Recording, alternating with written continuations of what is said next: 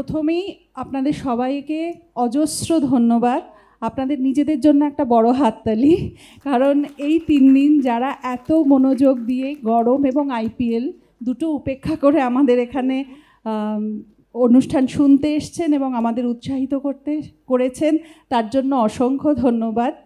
আমি আমাদের প্রত্যেক বক্তাকে যারা এসছেন এবং যোগ দিয়েছেন তাদের প্রত্যেককে ধন্যবাদ জানাই কেসিসিকে।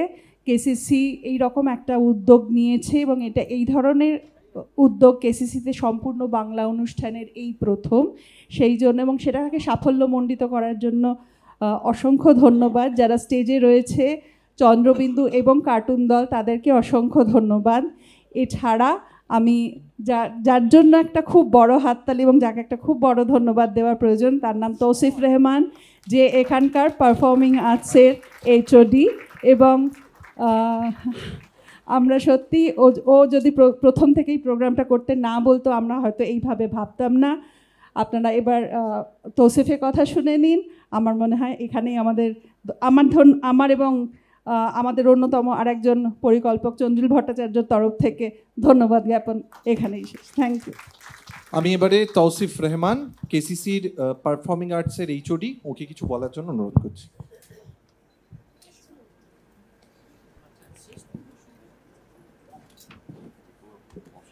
আমার কাছে খুব কঠিন কাজ এটা।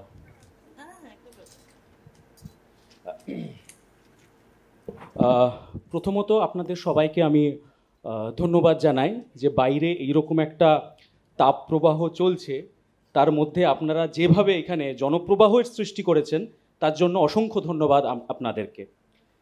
আমি তৌসিফ রহমান, কেসিসির পারফর্মিং আর্টসের হেড, এবং এই উৎসবের আয়োজন করতে পেরে আমি নিজেকে সৌভাগ্যবান মনে করছি। আজকের এই উৎসবের সাফল্যের পেছনে নিরন্তর পরিশ্রম আছে বেশ কিছু মানুষের। তাদের মধ্যে প্রথমেই আমি কৃতজ্ঞতা জানাই কেসিসির চেয়ারপারসন মিস রিচা আগরওয়াল এবং এই উৎসবের পরিকল্পক এবং যাকে আমরা কিউরেটর বলি চন্দ্রিল দা এবং সঞ্চারীদিকে। একটা জোরে হাততালি তাদের জন্য। সবচেয়ে বড় হাততালিটা এই দুজনের জন্য, সঞ্চারীদি এবং চন্দ্রিল দা। পরিকল্পনা ও বিন্যাসে পুরো এই অনুষ্ঠানের সঞ্চারীদি, চন্দ্রিল দা, কেসিসি বৈঠকখানা। আমরা কৃতজ্ঞতা স্বীকার করতে চাই আমাদের সমস্ত পার্টনার এবং কোল্যাবোরেটরদের কাছে কেসিসি বৈঠকখানাকে এত সাফল্যমণ্ডিত করে তোলার জন্য। Title sponsor BC Sen jewellers, art partner antiquity, associate partner Emami healthy and tasty, radio partner Ishq 104.8 FM, marketing partner hype, book store partner Starmark, digital partner ডাকবাংলা.com, PR partner Sagittarius, food partner cube concept kitchen, outdoor partner Arun sign, gifting partner Pratikshan, event partner catalyst and promotional partner Kolkata bookworms. সবশেষে আমার কৃতজ্ঞতা এবং আন্তরিক শুভেচ্ছা জানাতে চাই দর্শকদের সকলকে। আপনাদের ছাড়া এই অভূতপূর্ব সাফল্য আমরা পেতাম না। আসছে বছর আবার হবে। Thank you. ধন্যবাদ তৌসিফ। আমরা শুরু করছি আমরা বেঙ্গলি। আর একটা জোরে হাততালি। এই অনুষ্ঠানটা সঞ্চালনা করবেন অগ্নি বসে আছে, অগ্নিজিৎ সেন। আমি অগ্নিকে শুরু করতে অনুরোধ করি। আমার মানে এই বেঙ্গলি শুরুর আগে আমার চন্দ্রিলদাকে প্রথম প্রশ্ন, এই যে একটা প্রমিস করা হলো আসছে বছর আবার হবে, এটা খুব টিপিক্যাল মধ্যবিত্ত, যে আসছে বছর আবার হবে। আমাদের যে সর্বকালীন সেরা উৎসব সৌরভ গাঙ্গুলি 100-এর আগে বা পরে, সেটা হচ্ছে দুর্গাপুজো। এই যে আসছে বছর আবার কি হবে, এটা কিন্তু হতেই হবে। না হবে কিনা তো আমি জানি না, তৌসিফ জানে, কিন্তু এটা আমি বলি যে বাঙালির যেমন আসছে বছর আবার হবে বলার একটা অভ্যেস আছে, বলে তারপর না করার অভ্যেসও আছে। ফলে ওইটা নিয়ে আমাদের ভাবার কিছু নেই। না হলে কেউ বলেছিলে কথা দিয়ে যে কথা রাখবে না, এটা ধরে নিয়েই মধ্যবিত্ত চলে। তা প্রেমের ক্ষেত্রেও আর সমাজের অন্যান্য ক্ষেত্রেও কিচ্ছু এসে ব্যাস। তার মানে আমার খুব রিলিফ লাগে যখন এরকম বক্তা মঞ্চে থাকেন। আমার বিশেষ পরিশ্রম করতে হয় না বা খাটতে হয় না। আচ্ছা, এই তিনজনকে আপনারা মোটামুটি সবাই চেনেন। তো চন্দ্রবিন্দুর জন্য একটা জোরে হাততালি হয়েছে। ইনফ্যাক্ট এই সবার জন্য, এরা সবাই মিলে চন্দ্রবিন্দু। এদের এক একজনকে ছাড়া চন্দ্রবিন্দু অসম্পূর্ণ এবং খুবই ভালো একটি সমাপ্তি অনুষ্ঠান আমার মনে হয়। কারণ চন্দ্রবিন্দু যেভাবে তাদের গানে মধ্যবিত্ত যাপনকে উদযাপন করেছে, যেভাবে তাদের গানে মধ্যবিত্ততা উঠে এসেছে মজার ছলে, স্যাটায়ারের ভঙ্গিতে, কখনো খুব হৃদয়ের অন্তঃস্থল থেকে, আমার মনে হয় যে চন্দ্রবিন্দুর গান দিয়ে এই অনুষ্ঠানের সমাপ্তি খুবই ফিটিং। 4 জন বক্তা রয়েছেন যাদের পোশাকি নাম কার্টুন দল। এদের সম্বন্ধে একটু জানাটা প্রয়োজন, এরা কি করেন এবং এরা কারা। আমি তোমাদের কাউকে একটা অনুরোধ করব, যদি দর্শকদের সঙ্গে তোমরা প্রাথমিক আলাপ পর্বটা কেউ একটা সারো। হ্যালো, শুভ সন্ধ্যা সবাইকে। আমরা কার্টুন দল, কার্টুনিস্টদের একটা সংগঠন, এবং আমি খুব সংক্ষেপে বলছি যে 2014 সালে আমাদের সঙ্গে আছেন শুভেন্দু দাশগুপ্ত। তিনি মূলত কার্টুনিস্টদের এক জায়গায় জড়ো করার কাজ শুরু করেন এবং সেই জায়গা থেকে কার্টুন দল জন্ম নেয়। আমরা কার্টুনের বা বাংলার যে কার্টুন শিল্প ক্রমক্ষীয়মান তার যে প্রচার ও প্রসারের কাজ করছি এবং করে চলেছি।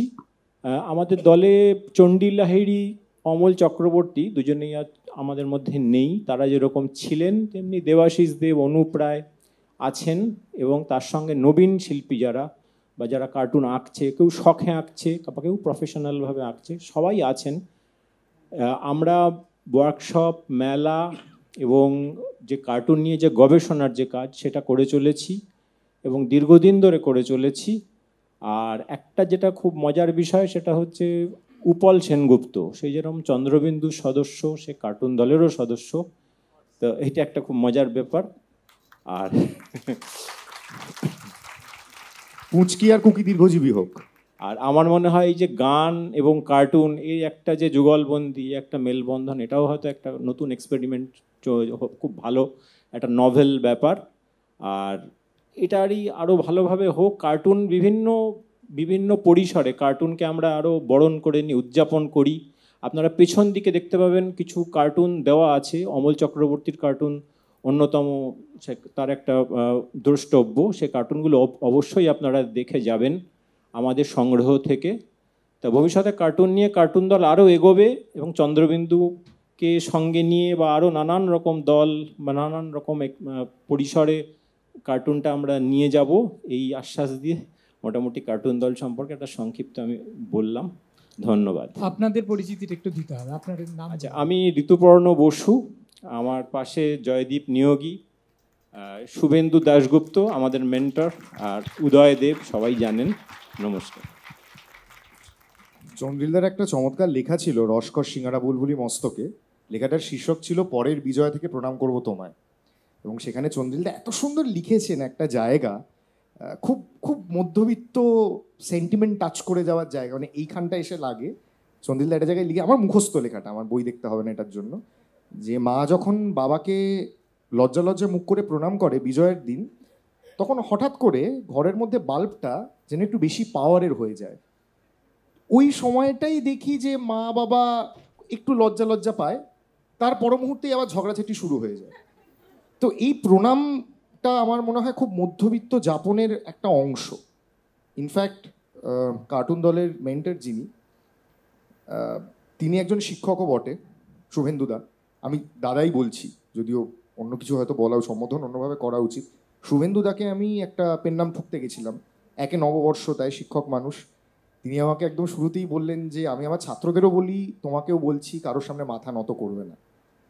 তো আমার কাছে এটাই হয়ে গেল কার্টুন দলের প্রাথমিক পরিচয়। তো স্যার, আপনাকে দিয়েই আরম্ভ করি। যদি কার্টুন বলতেই আমাদের মনে একটা সংজ্ঞা রয়েছে যে কার্টুন মানেই কোথাও না কোথাও সেটা একটু রাজনীতি ঘেঁষা হবে। কোনো প্রাইম মিনিস্টার, কোনো চিফ মিনিস্টার, কোনো এমএলএ, কোনো এমপি, মানে সর্বাঙ্গীনভাবে আমরা রাজনৈতিকতার দিকে চলেই যাই। সামাজিক কার্টুন নিয়ে আপনি যদি কিছু বলেন, মানে বাংলায় কি সামাজিক কার্টুন তৈরি হয়েছে, তৈরি হচ্ছে, এটার ইতিহাস এবং প্রেক্ষাপটটা নিয়ে যদি আপনি একটু বলেন। অন আছে স্যার। কঠিন প্রশ্ন। প্রথম কথা হচ্ছে যে কার্টুনের, এমনি বলে নিই, বাংলা কার্টুনের বয়স 150 বছরের বেশি হয়ে গেছে। আমরা কার্টুন দল রবীন্দ্রভারতী বিশ্ববিদ্যালয়ের চত্বরে, পুরনো রবীন্দ্রভারতী বিশ্ব চত্বরে আমরা 150 বছরের বাংলা কার্টুনের যে উৎসব পালন করেছিলাম, সেটা করতে গিয়ে আমরা যারা বাঁচছিলাম, যখন কোন ছবি রাখবো 150, তখন আমাদের সমস্যা হয়েছিল যে বাংলা কার্টুন কোন বিষয়ে হয়নি। রাজনীতি, সমাজ, খেলাধুলা, ছোটদের, বড়দের, বয়স, কলকাতা শহর, মানে আপনি যদি বলেন আমার পক্ষে অনেক সুবিধা হবে যে কোনটা নিয়ে হয়নি যদি বলেন, আমি বলবো হ্যাঁ হয়েছে। মানে বাংলা কার্টুন এমন কোনো বিষয় নেই যাকে ধরেনি তার আঁকার মধ্যে দিয়ে। তার কারণ হচ্ছে কার্টুন আসলে নিছক আঁকা বা মজা বা রসিকতা নয়। বাংলা কার্টুন সমাজ দর্পণ, সমাজকে চেনা যায়। আমি যদি বলি যে একজন শিক্ষক ক্লাসে দাঁড়িয়ে বাংলার রাজনীতি পড়াবে, কার্টুন সাহায্য করতে পারে। আমি যদি মনে করি কোনো একজন শিক্ষক ক্লাসে দাঁড়িয়ে অর্থনীতি পড়াবে, ভারতের অর্থনীতি, কার্টুন দিয়ে ক্লাসটা পড়িয়ে দেওয়া যাবে আর কি। এমনই কার্টুনের ক্ষমতা। মানে আমি ভারতের অন্য অংশের কার্টুনের কথা বলছি না, শুধু বাংলা কার্টুন দিয়েই ভারতকেও বোঝা যাবে আর কি। ভারতের রাজনীতির বদল, ভারতের সমাজের বদল, ভারতের ভাবনার বদল, মধ্যবিত্ত, আমরা যাকে নিয়ে চন্দ্রিল এই বিষয়টাকে ঠিক করেছে, মধ্যবিত্তের বদলে যাওয়া, কখন মধ্যবিত্ত কিভাবে বদলে যাচ্ছে, এই সবগুলোই বাংলা কার্টুনে ধরা যাবে আর কি। আমার বলার সময় খুব কম, কিন্তু ওই সময় পেলে হয়তো বলা যেত যে কিভাবে বাংলা কার্টুন এই সমাজ বদলকে ধরতে পেরেছে, অর্থনীতি বদলকে ধরতে পেরেছে, রাজনীতি বদলকে ধরতে পেরেছে। এইটা হচ্ছে সবচেয়ে বড় কথা, যে আপনি যদি বসেন কার্টুন নিয়ে আপনি বুঝতে পারবেন যে কার্টুনিস্টরা এক অর্থে দার্শনিকের কাজ করছেন, এক অর্থে সচেতনতার কাজ করছেন, অর্থাৎ আমাদেরকে তৈরি করছেন যে দেখো এইভাবে কিন্তু বদলে যাচ্ছে, তুমি তৈরি থাকো, তোমার চারপাশটা এইভাবে সচেতন করার কাজটা আর কি তারা করেছিলেন। কিন্তু যা হয় আর কি, আমরা কার্টুন বলতে বুঝি মজার জিনিস, হাসির জিনিস, ঠাট্টা আর কি। আমরা কার্টুন দল চেয়েছিলাম ওই পরিচয়টা থেকে বাংলা কার্টুনকে বের করে নিয়ে যেতে, যে মানে নাম যদি বলি গগনেন্দ্রনাথ ঠাকুর বাংলা কার্টুন এঁকেছে, রবীন্দ্রনাথ ঠাকুর বাংলা কার্টুন এঁকেছেন, মানে যাদেরকে আপনার চেনেন, এমন অনেক চিত্রশিল্পী হিসাবে তারা বিখ্যাত, কিন্তু তারাও কার্টুন এঁকেছেন। সোমনাথ, চিত্তপ্রসাদ, এই নামগুলো বলে যে থাকি। এবং রাজনৈতিক দলেরাও তাদের যে শিল্পী, চিত্তপ্রসাদ, সোমনাথের কথা ওদের মনে করে দিল, তাদের দিয়েও কার্টুন আঁকেছে। এমনকি রাজনৈতিক বামপন্থী রাজনৈতিক দলের কাগজেও কার্টুন বেরোতো। মানে কার্টুন এমন একটা জায়গা তৈরি হয়েছিল, যেটা আমরা যখন কাজ করতে নামলাম এত বছর ধরে, তখন দেখলাম যে অনেকগুলো ধারণা ভুল আছে বাংলা কার্টুন। নিছক হাসি, মজা, ঠাট্টা, রসিকতার বাইরে গিয়ে কি বিপুল সম্পদ। আমি মনে করি বাংলা চিত্রকলা, বাংলা ভাস্কর্য যে জায়গাটা আর কি, বাংলা কার্টুন তার পাশেই দাঁড়াতে পারে আরেকটা চিত্র হিসাবে। কিন্তু আমাদের যে ক্ষোভ, আমরা মাঝে মাঝে তুমি থামিয়ে দেবে যদি বেশি কথা বলি। শিক্ষক মশাইকে থামানোর ধৃষ্টতা আমার নেই স্যার, আপনি প্লিজ বলুন, যতটা বলবেন বলুন। একটা কথা বলে এবার ছেড়ে দেবো, মানে লো হয় আপনাদেরকে একটু উস্কে দেবার জন্য, যে আমাদের কলকাতা বিশ্ববিদ্যালয়ের অন্তর্গত যে গভর্নমেন্ট আর্ট কলেজ আর কি, তার সিলেবাসে কার্টুন নেই। কিন্তু এক সময় যিনি গভর্নমেন্ট আর্ট কলেজের ছাত্র, শিক্ষক, পরে অধ্যক্ষ হন, তিনি কিন্তু কার্টুন আঁকতেন। অথচ ঢাকা বিশ্ববিদ্যালয়ের চারুকলা অনুষদ, ওদের যেটা আর্ট কলেজের নাম চারুকলা অনুষদ, সেখানে সিলেবাসে কিন্তু কার্টুন আছে, পোস্টার আছে, কার্টুন আছে। আমরা পারিনি। তার কারণ হচ্ছে যে একটা হতে পারে না, আমি হয়তো খানিকটা ভুলও বলতে পারি, যে বাংলাদেশের যে রাজনীতি আর কি, অর্থাৎ মুক্তিযুদ্ধ এবং পরে যে স্বাধীনতা সংগ্রাম, সেইখানে কার্টুনের অসম্ভব ব্যবহার হয়েছে এবং গভর্নমেন্ট আর্ট কলেজের বিখ্যাত শিক্ষকরা কার্টুন লিখেছেন। কিন্তু আমাদের এখানে এই মানে প্রতিষ্ঠানের সঙ্গে কার্টুনের যোগাযোগটা কম হওয়াতে বিখ্যাত শিল্পীরা মনে করেন যে কার্টুন আঁকাটা বোধহয় একটা নিচু কাজ বা খারাপ কাজ। তো আমরা সেটা ভাঙতে চাইছি আর কি। আমরা বলতে চাইছি যে না, চিত্রশিল্পের যে অহংকার, আমরা মজা করে বলি ওরা ব্রাহ্মণ, আমরা দলিত, অর্থাৎ যে ব্রাহ্মণত্ব আর কি যেটা রয়েছে বাংলা চিত্রশিল্পের ক্ষেত্রে, আমরা দলিত হয়ে ওদেরকে খানিকটা বলছি যে না, দলিতরাও ক্ষমতা রাখে। এই অবধি বলি। অপূর্ব। এবং শুভেন্দুদা মানে শিক্ষক মানুষ না, বাচনভঙ্গি, এই শব্দ নির্বাচন থেকে খুব স্পষ্ট উনি শিক্ষক মানুষ, শিক্ষকতা করেছেন বহুদিন।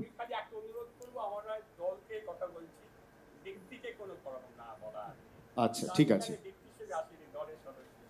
ঠিক আছে স্যার, বেশ, এটাও শিক্ষক মানুষেরই আরেকটা পরিচয়।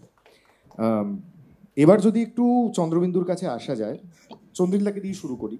সমাজ দর্পণের কথাটা স্যার বললেন এত চমৎকারভাবে, এবং চন্দ্রবিন্দুর গানেও কিন্তু সবসময় আমরা দেখেছি একটা সমাজ দর্পণ উঠে এসেছে, সবসময় না হলেও অনেক সময় উঠে এসেছে। এই ব্যাস ব্যাস, হ্যাঁ আমি পারবো, ঠিক আছে জিজ্ঞেস করি আমি। হ্যাঁ, তো আমি চন্দ্রবিন্দুর কিছু গানের লাইন তোমাদের তুলে তুলে জিজ্ঞেস করব, এবং সেখান থেকে যদি আমরা এক আধটা গান শুনতে পারি তাহলে তো খুবই চমৎকার হয়। প্রথম লাইন, এখন তো আমাদের জীবনে বসন্তকাল বলে কিছু নেই, পুরোটাই গ্রীষ্মার্ষাকাল, মানে গ্রীষ্মকাল এবং বর্ষাকাল মিলিত। অনুপম রায় স্টেজে থাকলে বসন্তকাল আছে, আর তাছাড়া খুব একটা। তো এই যে এখন বসন্তকালটা প্রায় নন এক্সিস্টেন্ট হয়ে যাচ্ছে, এবং এটা মধ্যবিত্ত উচ্চবিত্ত নির্বিশেষে, কারণ ঋতু তো সবাইকে একইভাবে এফেক্ট করে। একটা লাইন তুমি লিখেছিলে, সেটা খুব বাঙালি মধ্যবিত্ততার উদযাপন আমার ব্যক্তিগতভাবে মনে হয়, তুমি আলোকপাত করতে পারবে। এমনও বসন্ত দিনে বাড়ি ফেরো মাংস কিনে, এইটা কিভাবে মাথায় এসেছিল, এবং এই মধ্যবিত্তের সমাজ দর্পণ এটা যদি বলো, বাড়ি ফেরো মাংস কিনে, এটা ভীষণ মধ্যবিত্ত। প্লিজ চন্দ্রিলদা। না, আমার মনে হয়েছিল যে একটা মানে বসন্ত নিয়ে তো একটা আধিক্যতা আছে বাঙালি, যে বসন্ত খুব ভালো কাল, হ্যান ত্যান। বসন্ত চৌধুরীকে দেখতেও খুব সুন্দর ছিল। তা এইবারে আমি ভেবেছিলাম যে যদি এরকম একটা এমনও বসন্ত দিনের একটা লাইন লেখা যায়, এবং তার সঙ্গে এমন একটা লাইন লেখা যায় যেটা খুব অপ্রত্যাশিত লাইন, মানে যেটা চট করে কেউ ভাববে না। বসন্ত দিনে কী হবে, প্রণয় হবে, গাছের পাতা ঝরে পড়বে, ফুলের মুকুল ফুটে উঠবে। এই গোছের তো বাঙালির মানসিকতা এখনও এরকম, 1802 বা এরকম গোছের আছে। তা তখন আমি ভেবেছিলাম আমরা চন্দ্রবিন্দুতে যেটা সাধারণত করে থাকি, অনিন্দ ভীষণ ভালো করে, সেটা হচ্ছে যে লাইনটা তুমি চট করে আশা করবে না সেরকম একটা লাইন লিখে দেওয়া। তা এমনও বসন্ত দিনের পর আমি ভেবে দেখলাম কি শুনলে বাঙালিরা খুব শক্ট হবে, যে এই মানে দেখো যে আম্র মুকুল ঝরিয়া পড়িছে, আসিছে বসন্ত, এরকম কিছু লেখো, তা না। তখন আমি ভাবলাম যে বসন্ত দিনে কী হয়, খুব আনন্দ হয়। এই তো বাঙালির কাছে সবচেয়ে আনন্দের বিষয় কি? কেউ বলতে পারে প্রেম, কেউ যৌনতা, কেউ রবীন্দ্রনাথ, কিন্তু আসলে বাড়িতে মাংস হওয়া, এর চেয়ে বেশি আনন্দ আর পৃথিবীতে কিছু আছে বলে মনে হয়।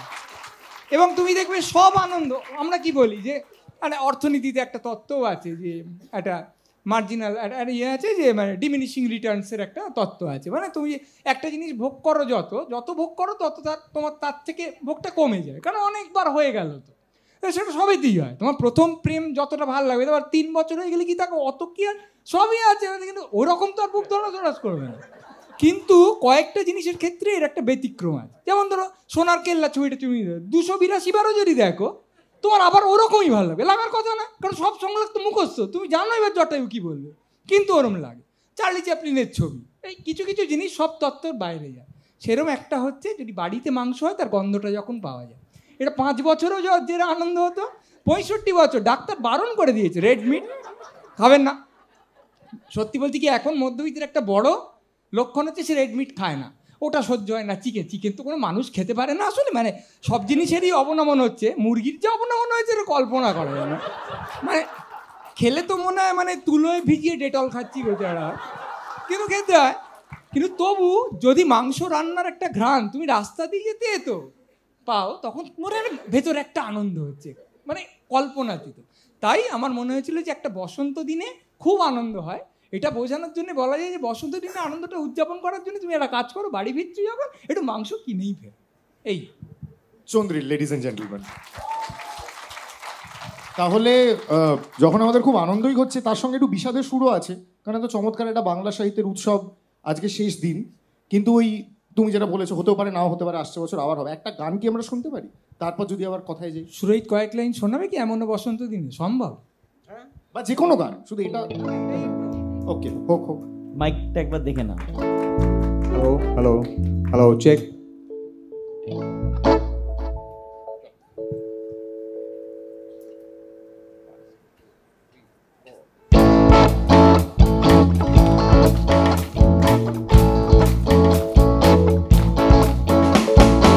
এমন বসন্ত দিনে বাড়ি ফেরো মাংস কিনে, বারোয়ারি ডাস্টবিনে ফুলে ওঠে ছানা। এমন বসন্ত দিনে বাড়ি ফেরো মাংস কিনে, বারোয়ারি ডাস্টবিনে ফুলে ওঠে ছানা। এমন বসন্ত রাতে বেরিও না খালি হাতে, এমন বসন্ত রাতে বেরিও না খালি হাতে। সাপে খোপে আড়ি পাতে পাখি ঝাড়ে টানা। এমন বসন্ত দিনে বাড়ি ফেরো মাংস কিনে, বারোয়ারি ডাস্টবিনে ফুলে ওঠে ছানা।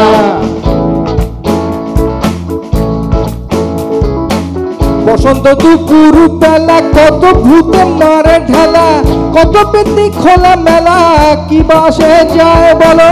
বসন্ত দুপুর বেলা, আহা বসন্ত দুপুর বেলা কত ভূতে মারে ঢালা, কত পেতনি খোলা মেলা, কি বাসে যায়। বসন্ত বিকাল খানি তব পদে দিনুয়ানি, বসন্ত বিকাল খানি তব পদে দিনুয়ানি। ফেলে দিও রানী যদি সে ফুল শুকায়, এমন বসন্ত দিনে বাড়ি ফেরো মাংস কিনে, বারোয়ারি ডাস্টবিনে ফুলে ওঠে ছানা।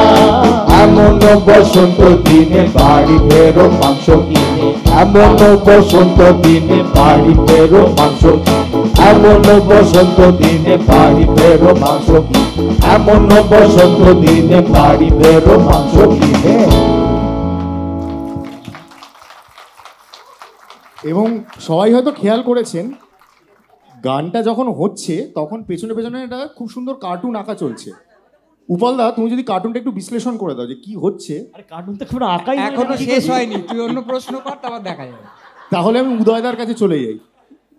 উদয়দা, কার্টুনের উদয় যখন হচ্ছেই পেছনে, তখন একটা গল্প যেটা জানতে সত্যি খুব ইচ্ছে করে, কার্টুন আঁকেন যারা, কার্টুনিস্ট যারা, তাদের জীবনের গল্প, যে গল্পগুলো প্রকাশ্যে আসে না, যে গল্পগুলো আমরা জানতে পারি না, সেরকম কিছু গল্প যদি তুমি একটু বলো, যারা দর্শকরা যারা আছে। নমস্কার। এই দেখো, নির্বাচন শুরু হয়ে গেছে, আর নির্বাচন মানেই হচ্ছে মানে কার্টুনিস্টদের দুর্গাপুজো বলতে পারো, বুঝতে পেরেছো? মানে কার্টুনিস্টরা মানে অপেক্ষা করে দেখে 5 বছর কখন হবে, তখন বুঝে নেবো এরকম টাইপের একটা। তো আস্তে আস্তে দেখছিলাম অমলদার একটা কার্টুন, যে এটা অমল চক্রবর্তী বলেই সম্ভব, যে মাইক ভাড়া দেওয়া হয় দোকানে, বড় করে লেখা আছে এখানে ধর্মনিরপেক্ষ মাইক ভাড়া পাওয়া যায়। ব্রিলিয়ান্ট। বলছে ব্যবসার যা অবস্থা, এটা না লিখলে হতো না। মজার ঘটনা বলি যে তির্যক বলে একটা পকেট কার্টুন বেরোতো আনন্দবাজার পত্রিকায়, সেটা শুরু করেছিলেন অমল চক্রবর্তী। তারপরে চন্ডী লাহিড়ী দীর্ঘদিন কাজ করেছিলেন। তো একটা সময় কলকাতায় 60টা খেলা হতো, তখন ওটা মানে বরাবরই এটা ইল্লিগাল ছিল, কিন্তু খুব রমরমা হয়েছিল। তো সেখানে চণ্ডীদা একবার কি করলেন, 60টার একটা বোর্ড এঁকেছিলেন, সেখানে বিভিন্ন রকম ছবি দিয়েছিলেন, আইকন।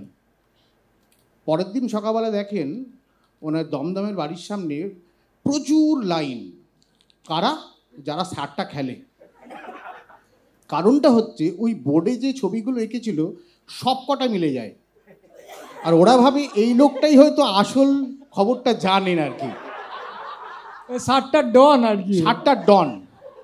হ্যাঁ, তো এই হচ্ছে মজার ঘটনা, বুঝতে পেরেছো? আবার ধরো আমি তোমায় বলি, অমল চক্রবর্তী একজন লিজেন্ডারি কার্টুনিস্ট, প্রায় 60 বছর ধরে কাজ করেছেন। আমরা ওনাকে নিয়ে গবেষণা করছি, ওনার কাজও এখানে আছে এখন।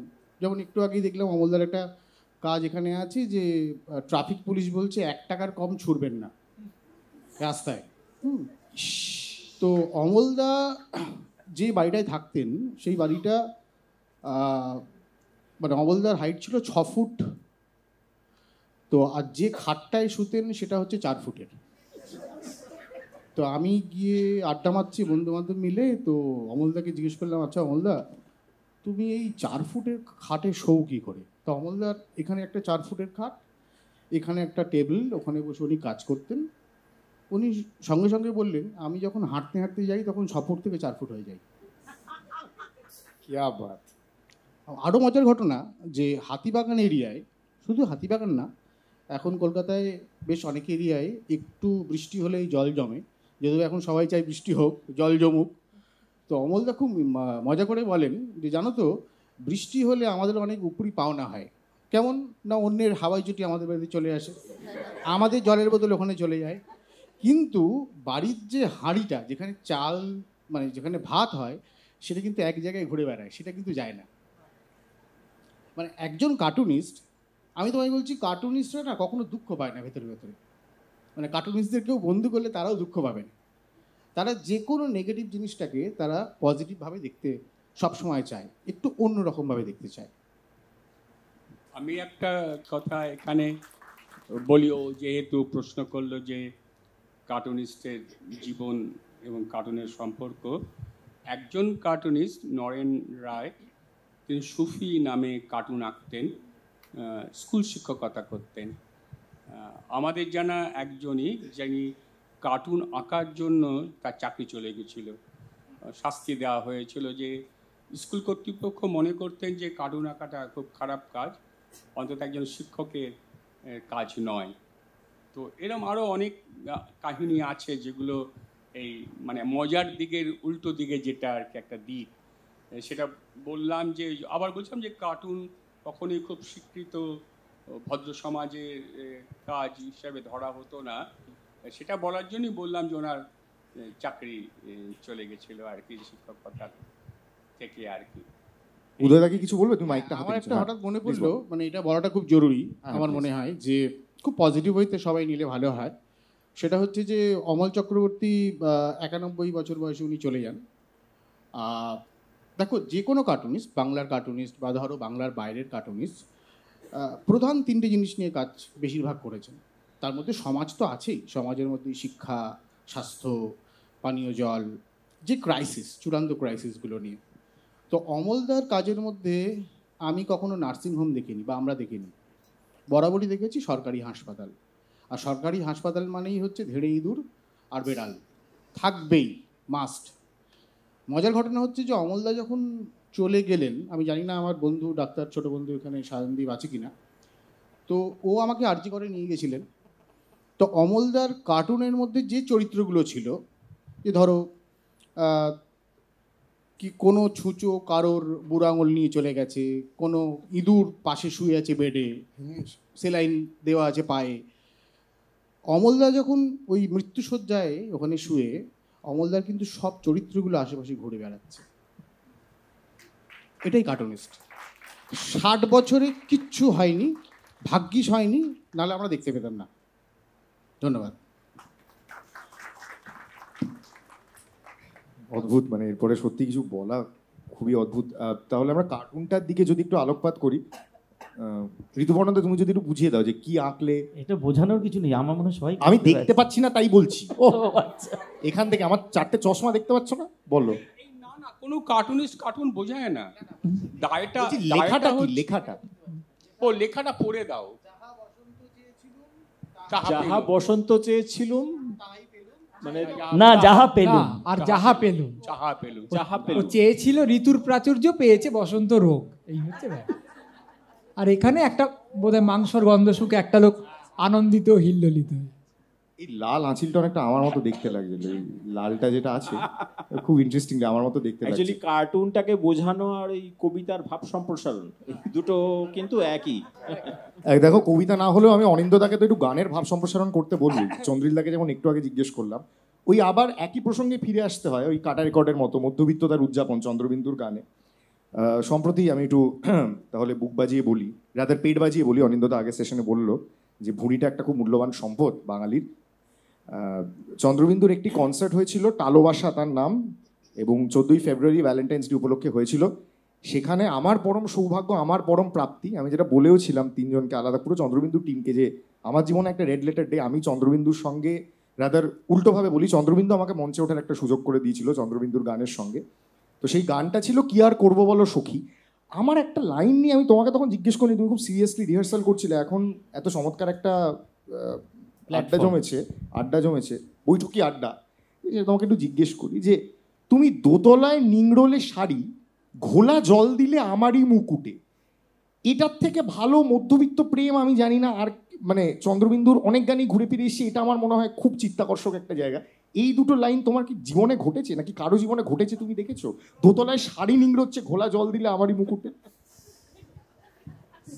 যে কোনো জিনিসেরই সবচেয়ে করুণ পরিণতি বলতে বোঝায় যে পুরোটাই জলে গেল, মানে প্রেমটা একেবারেই জলে গেল আর কি। চেষ্টা করেছে, বারান্দার নিচে উঁকি ঝুঁকি মেরেছে, কিন্তু ওপর থেকে ফুল এসে পড়েনি, ঘোলা জল, কাপড় নিগড়ানো ঘোলা জল এসে পড়েছে। এই আর কি, ঘোলা জলে মাছ ধরতে চেয়েছিল কিন্তু ঘোলা জল উপহার পেয়েছে।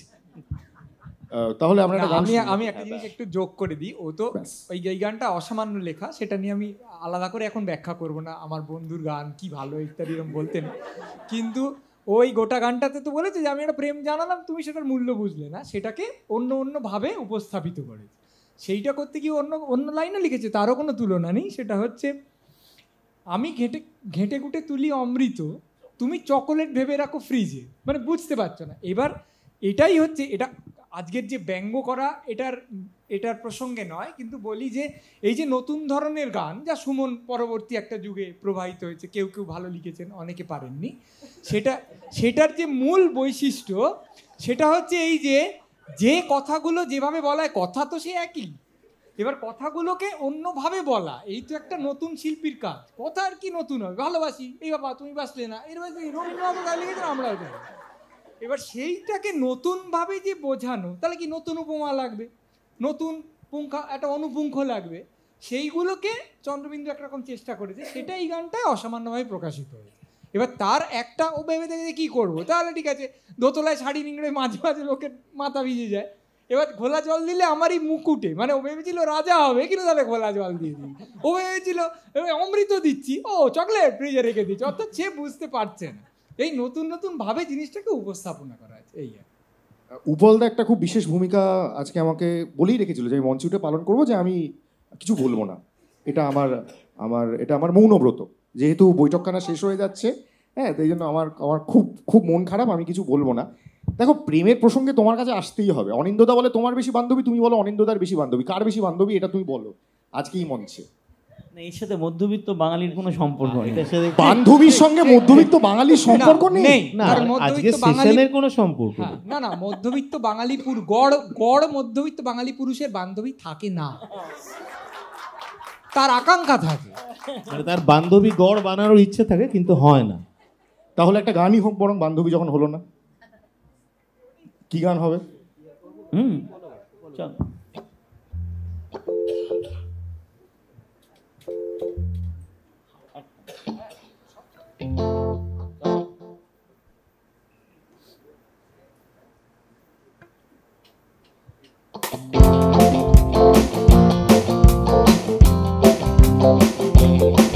একমাত্র তালি দিচ্ছে আর সবাই মিলে থ্যাংক ইউ।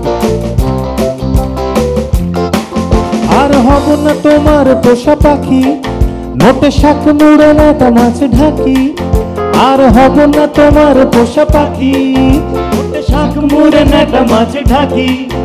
আমি ওই পাঠশালা গেছি ভুলে, রাগ করো না গো তুলে, তুমি দুই পাখি মারো এক ঢিলে, আর আমি ডুবি সখাতে সলিলে, তুমি দুই পাখি মারো এক ঢিলে, আর আমি ডুবি সখাতে সলিলে।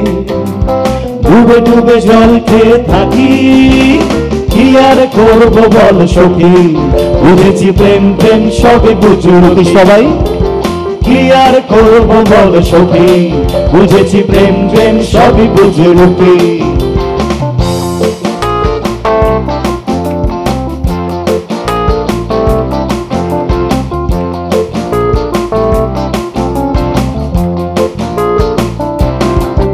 আমি ঘেটে ঘুটে তুলি অমৃত, তুমি চকলেট ভেবে রাখো ফ্রিজে, আমি ঘেটে ঘুটে তুলি অমৃত, তুমি চকলেট ভেবে রাখো ফ্রিজে। আমি দাগা খেলে হেবে দুঃখিত, টাকা ছোট গেল তাগা ওটা ভিজে, আর বিকেলে যাব না স্কুল কেটে, হাঁটবো না একা রেল ব্রিজে, আর কখনো যাব না স্কুল কেটে, হাঁটবো না একা রেল ব্রিজে, হলে খাপিয়ে চুল কেটে, এই নেড়া হবে ভিটি ভিড় ভিজে, তবু ভিজে ভিজে আধা পাঁচতলা, আমি অলি গলি চলি বেলতলা, তবু ভিজে ভিজে আধা পাঁচতলা, আমি অলি গলি সেই বেলতলা। কোন তোমাকে আদর নামে ডাকি, কি আর করবো বল সখী, যদি প্রেম প্রেম সবই বুঝলুকি। কি আর করবো বল সখী, বুঝেছি প্রেম প্রেম সবই বুঝলুকি। কি আর করবো বল সখী, বুঝেছি প্রেম প্রেম সবই বুঝলুকি। সবাই কি আর করবো বল সখী, বুঝেছি প্রেম প্রেম সবই বুঝলুকি। কিন্তু জমে গেছে, মানে বেঙ্গলি নামটা পুরোপুরি সার্থক। এই যে বাঙালিদের নিয়ে মজা করাটা, এবং বাঙালিরই সেটা তো ভালো লাগে, এটা আমি জানি না অন্য কেউ ওইভাবে সাদরে গ্রহণ করতো কিনা, কিন্তু সত্যি এটা আমি 29 বছরের জীবনযাপন দিয়ে বুঝেছি যে সত্যি কি আর করবো বলো সখী, বুঝেছি প্রেম প্রেম সবই। আর এই কার্টুনটা কিন্তু অসম্ভব সুন্দর এঁকেছে, মানে দারুণ। প্রেমের যে শুধু পেলব দিক নেই, এটা সুচল দিকও আছে, আর সেটা যে বিঁধতে পারে ভীষণ সুন্দর করে রাখা আছে। যারা ভালোবাসার কথা ভাবছেন এটা স্মরণে রাখবেন। আমার একটা অনুরোধ ছিল, প্লিজ। সেটা হচ্ছে যখন আমরা কার্টুন দল তৈরি করি, নিয়ম হচ্ছে যে চারুকলা পরিষদে আমাদেরকে নাম জমা দিতে হয়েছিল, কারণ আমরা ওখানে অংশগ্রহণ করতে চাই বলে।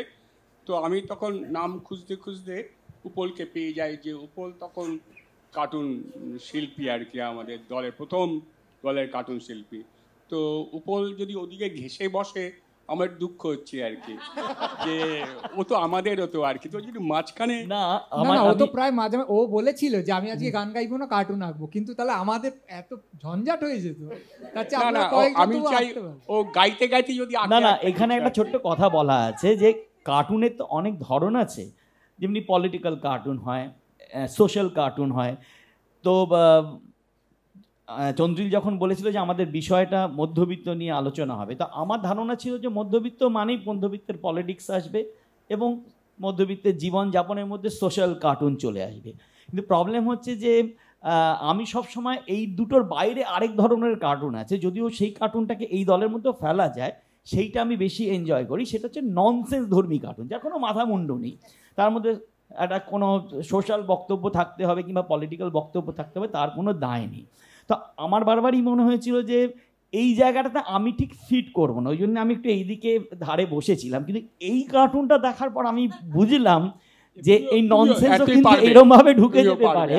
এই কার্টুনটা কিন্তু অ্যাবসলিউটলি ননসেন্স কার্টুন, এটা না সোশ্যাল না পলিটিক্যাল না কিছু। তো আমার মনে হচ্ছে যে এইটা যদি আমি নিজে আঁকতে পারতাম আর কি, আমার দারুণ আজকে তুমি পারো আমি ওইটা করে দিতে পারি না। আমার একটা বলার আছে যে উপল ওই নিজের কথা বলতে কম ভালোবাসে। একটা সময় আপনারা এখানে ব্যক্তি পুজো হবে না, কিন্তু ব্যক্তি পুজো নয়, দলের কথাই বলছি, চন্দ্রবিন্দু শুভেন্দুদা না দল উপল বলে আলাদা কেউ নেই, না ব্যক্তিহীন দল আমি জানি না, মানে কোন একটা দল তার ব্যক্তি নেই, এই অদ্ভুত গল্প আর কি। মানে ব্যক্তি আমার দল, ওটা ব্যক্তি নয়, আমরা দলটা ব্যক্তি। তুমি তাহলে কি ওখানে বসে আছো? আপনি তো শিক্ষক, আপত্তি করলেন না, নাম বলছো, ব্যক্তি নয় দল, এ আবার হয় নাকি? কি অদ্ভুত কথা। না আমি বলছি শুভেন্দুদা কেন এত উপলকে ভালো ভালো কথা বলছে, আসলে এরকম বলাটা ঠিক হবে না, আমি অন্য কোনো ঠিক বলে কিছু হয় না। এই হচ্ছে একদম টিপিক্যাল বদ্যি প্রীতি।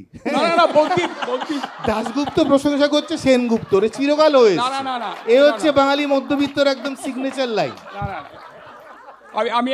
আমি এটা বলতে চাই, সেটা হচ্ছে যে উপল অসম্ভব ভালো কার্টুন আঁকতো, বা বদ্যি বলে বলছি না, কার্টুন। সেটা হচ্ছে যে আনন্দবাজারের যে রবিবারের পাতাটা ছিল, তার একটা কোনায় উপর দিকে উপল নিয়মিত কার্টুন আঁকতো।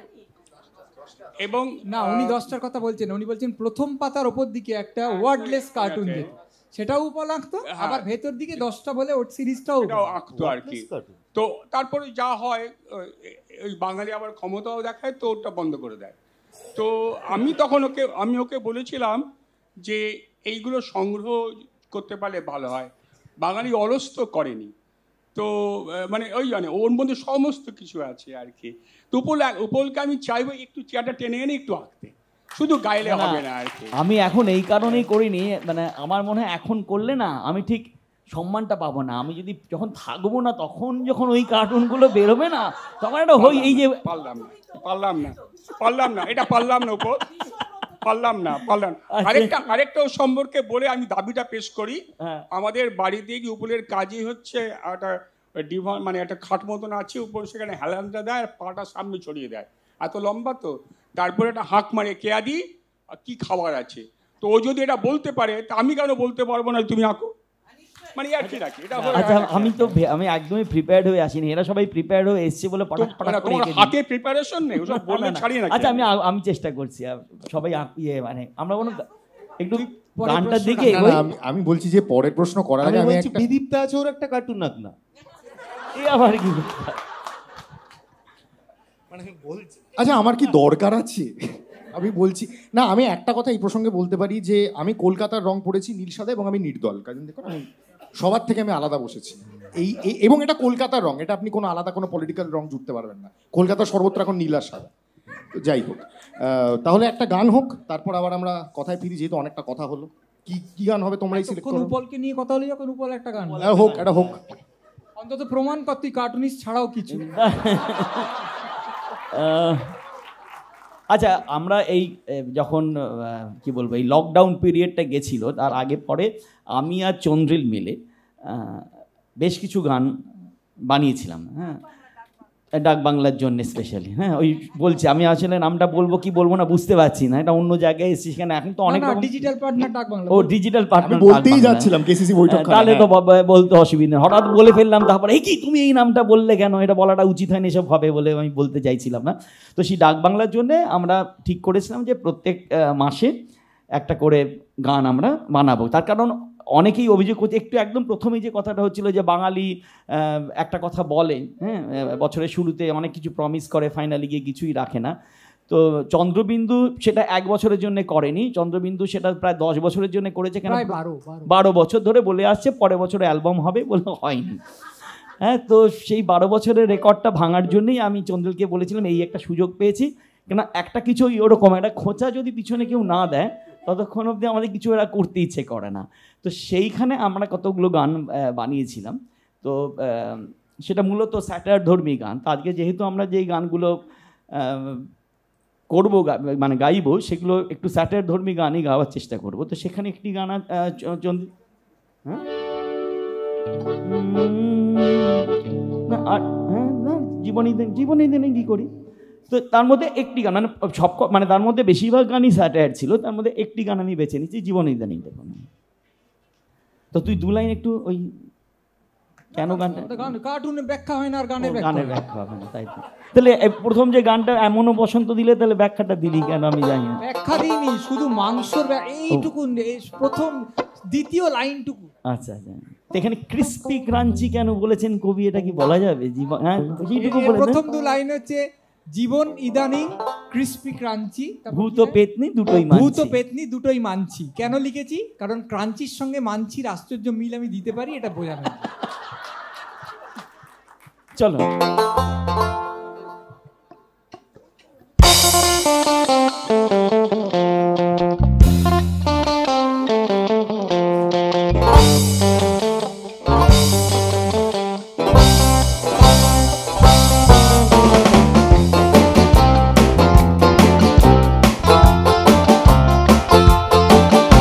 জীবন ইদানিং ক্রিস্পি ক্রাঞ্চি, ভূত পেতনি দুটোই মানছি।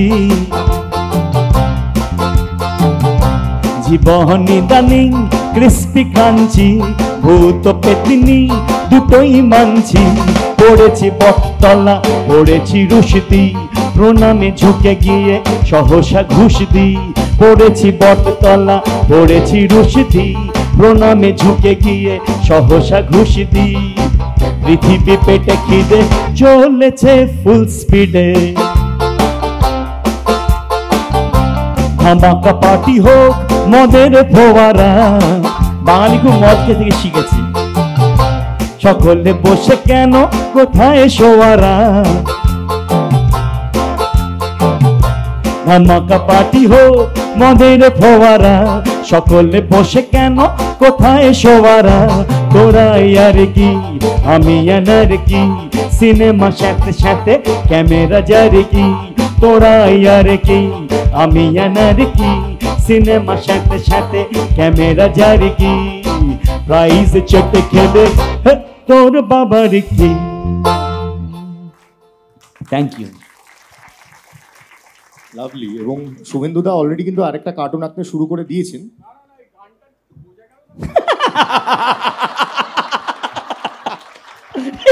শুভেন্দুদা ওই জন্য ব্রেন আছেন। এটা আজকের বেস্ট পাঞ্চ লাইন, ব্রিলিয়ান্ট। আজ শুভেন্দুদা একদম দারুণ ফর্মে আছেন।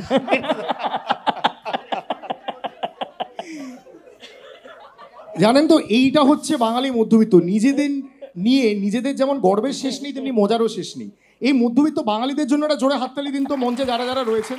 উপালদা বলো, ঢোকার সময় শুভেন্দুদা কি বলছিলেন? হ্যাঁ, আমি ঢুকেই শুভেন্দুদা দেখলাম যে কপালে ভাঁজ পড়ে যায়। আমি শুভেন্দুদাকে দেখে বললাম যে শুভেন্দুদা আজকে তুমি কি খুব টেন্সড? বলছে হ্যাঁ আমি জানি না কি করব। মানে এই যদি ফর্ম হয় আজকে ওটার পরে, আমি তাহলে ভাবছি যে আজকে যদি হাসি মুখে শুভেন্দুদা থাকতো তাহলে আজকে কি হতো আমি জানি না। এর জন্য খানিকটা ওই চন্দ্রিল দায়ী। তার কারণ হচ্ছে তখন ওরা সবে এই নাম করছে, প্রোগ্রাম করছে। তো চন্দ্রিলের সঙ্গে আমার অনেক দিনের পরিচয় অন্য অন্য সূত্রে। হঠাৎ একটা খাতা ধরিয়ে একটা কলম ধরে শুধু একটা কাজ করে দেবে। আমি বলো বলো তুমি একটু দূরে চলে যাও, আর গিয়ে আমাদের যে গানটা গাইছি তার কেমন লাগছে, তার প্রোগ্রাম শিখি। আমি তো অর্থনীতি পরিচয়, আমি তো কোনো গানের সমালোচনা করিনি। বলো না করো না, পরে আমাদের কাগজটা জমা দিও যে কেমন লাগছে প্রোগ্রাম। তাই মানে এই চাইতে বড় কার্টুন তার হতে পারে না। মানে একটা অর্থনীতির লোককে বলছে তারা জীবন ওটা বেঁচেই খেয়েছি আর কি আমি, যে শুভেন্দুদা দূরে পাঠিয়ে দিল চন্দ্রিলাবাকে, দূর থেকে দেখো তো কেমন লাগছে সমস্ত ব্যাপারটা আর লিখে দাও। তার মানে এই পুরনো ছবিটি আবার নতুন করে আঁকলেন শুভেন্দুদা। ওটা ওই চন্দ্রিল পারে, আর আমি পেরেছিলাম কি করে আমি জানি না। মানে চন্দ্রিল বলেছিল বলে পেরেছিলাম। এবং জানেন তো বাঙালি মধ্যবিত্ত মাঝে মধ্যেই নানা রকম প্রশ্নের সম্মুখীন হয়, নানা রকম সংকটের সম্মুখীন হয়। যেমন মানে একটা খুব বেসিক সংকট, দুধ চা খাবো না লিকার চা খাবো, এইটা একটা খুব বেসিক সংকট বাঙালি। হ্যাঁ তো সবাই রাজি হচ্ছেন তো? না না, এখন আর প্রায় কোনো সংকট না, সবাই বলে লিকার চিনি ছাড়া। এবার অবাক হয়ে যাবে, আগে এই সংকটটা কিছুদিন আগে অবধি ছিল, এখন দুধ চা যদি কেউ খায় তার দিকে সবাই এরকম করে দাঁড়ায়। বাঙালির এখন সবচেয়ে বেশি চিন্তা দুটো জিনিস নিয়ে, একটা হচ্ছে সেলিব্রিটির কটা বিয়ে করা উচিত, আর একটা হচ্ছে আদৌ দুধ চা খাওয়া উচিত কিনা। এই দুটো, এই ছাড়া আর কোনো কথা। দুধ চা কেউ খায় না, কটা 4টে বিয়ে, কি দুধ চা, এই দুটো নিয়ে সবাই এখন। না না, এই দুধ চা বলতে মনে পড়ে গেল, দুধ চা কেন লোকে খায় না? কেন খায় না? Acid, correct. তো চন্দ্রবিন্দু কিন্তু সব দিকে ধরেছে, এমনকি অ্যাসিড নিয়েও চন্দ্রবিন্দু গান লিখেছে। তাহলে হোক হোক সেটা হোক। কিরকম ঢুকিয়ে দিলাম গাড়িটা লাইনে, যাচ্ছিল শিয়ালদার দিকে, ঢুকিয়ে হাওড়া স্টেশনে। এই গানটা গাইবার আগে আমি শুধু একটা ছোট্ট কথা বলি, সেটা হচ্ছে আমরা অনেক দিন আগে চন্দ্রবিন্দু একটা নববর্ষের অনুষ্ঠান করেছিল একটা টিভি চ্যানেলের জন্য। সেখানে আমাদের সঙ্গে কবির সুমন ছিলেন আর শ্রীজাত ছিল। টিভি চ্যানেলের নাম বলা যাবে না, না সেটা ভুলেও গেছি, নাম বলা যাবে কিন্তু ভুলে গেছি। তো এইবারে সেখানে বসে আছেন সুমন, বসে আছেন, আমরা সবাই একটু অস্ট্রাক অবশ্যই, আর এখানে আমরা সবাই বসে আছি, শ্রীজাতও বসে আছে। এবার আমাকে অ্যাঙ্কারিংয়ের দায়িত্বটা দেওয়া হয়েছিল, যে গান গাইতে পারে না, একটু কথা টথা বলবে। এইবারে আমি কী কী গান হবে সেটা একদম ঠিক করা আছে, চন্দ্রবিন্দুর এই গান হবে। এবার নববর্ষে বিভিন্ন জিনিস নিয়ে আলোচনা হচ্ছে, আর মাঝে মাঝে আমি বলছি হ্যাঁ তা আমের কথাই যখন উঠলো, আম তো কিছুটা মিষ্টি, তাহলে এবার যে গানে এই মিষ্টি শব্দটা আছে এরকম। সুমন কিছুক্ষণ দেখলেন জিনিসটা, তিন চারবার হয়ে যাওয়ার পর উনি আমায় বললেন এইরকম কষ্ট করে তোমাকে প্রাসঙ্গিকতা কেন ব্যাখ্যা করতে, তুমি বলতে পারছো না যে এবার একটা গান হবে? না মানে মানে আশ্চর্য তো, মানে তোমাদের কে বলেছে তোমাদের এরকম একটা দায় আছে যে ওই কথা থেকেই গানটা কেটে? আরে বল না যে ঠিক আছে অনেক কথা হলে এবার একটা গান হোক। তো তারপর থেকে সুমন বলার পর তো আর সত্যি সত্যি ওরকম হাস্যকর কাজ করা যায় না। তো এখানে প্রায় উপল তাই করলো আর কি, অ্যাসিড এই অ্যাসিড চলো ওইটা না, নাকের ডগায় মশাটা উঠছিল, ফচ করে মেরে দিলে আর কি।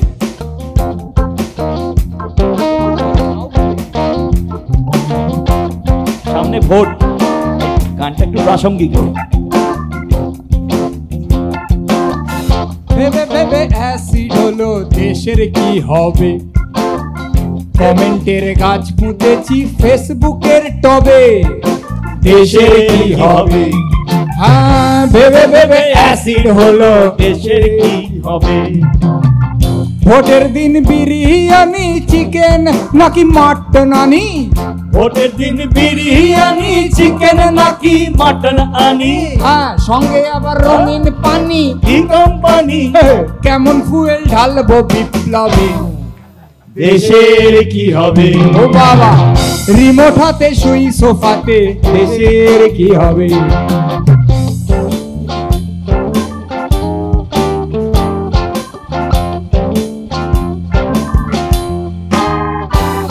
আমি ট্যাক্স ফাঁকি দিই এপ্রিল মাসে, আবার জঞ্জাল ছুড়ি বাড়ির পাশে।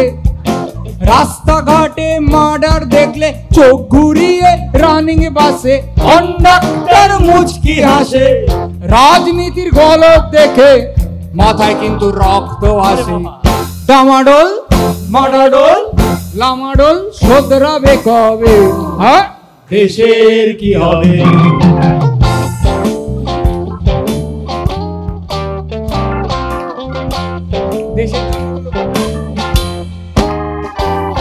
আমি ফ্রিজ কিনেছি দেশের জন্য, প্লাজমা টিভি দেশের জন্য, 3 BHK দেশের জন্য, বিয়ে করার কারণ অন্য কিন্তু খুদে সিটিজেন দেশের জন্য। এবার ভোট দিয়ে করি দেশকে ধন্য, আমি ভালো নেতা জঘন্য। বন্য বন্য এই অরণ্য, উনি ভালো নেতা জঘন্য। ভিখিরি ডিঙিয়ে নেমন্তন্ন, উনি ভালো নেতা জঘন্য। তবু সিএম করছে না কেউ, তবু সিএম করছে না কেউ। গুনে ফেললাম চৌবাচ্চা ঢেউ, তবু সিএম করছে না কেউ। ঢেউয়ের সঙ্গে মেলাচ্ছি ঘেউ, তবু সিএম করছে না কেউ। কেন সিএম করছে না কেউ? এবির পুঙ্গবে। হ্যাঁ, দেশের কি হবে? ভেবে ভেবে অ্যাসিড হলো, দেশের কি হবে? ভেবে ভেবে অ্যাসিড হলো, দেশের কি হবে?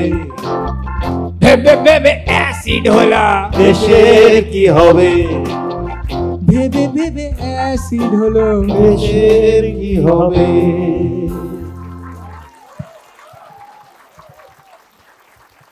এবং সত্যি আমি কার্টুনটা এত চমৎকার, দুটো কার্টুন হয়েছে, একটা সমাপ্তির পথে, একটা হয়ে গেছে। দেখতে পাচ্ছেন তো সবাই কার্টুনগুলো? এত অপূর্ব হয়েছে কার্টুনগুলো, আমি না শেষ না অবধি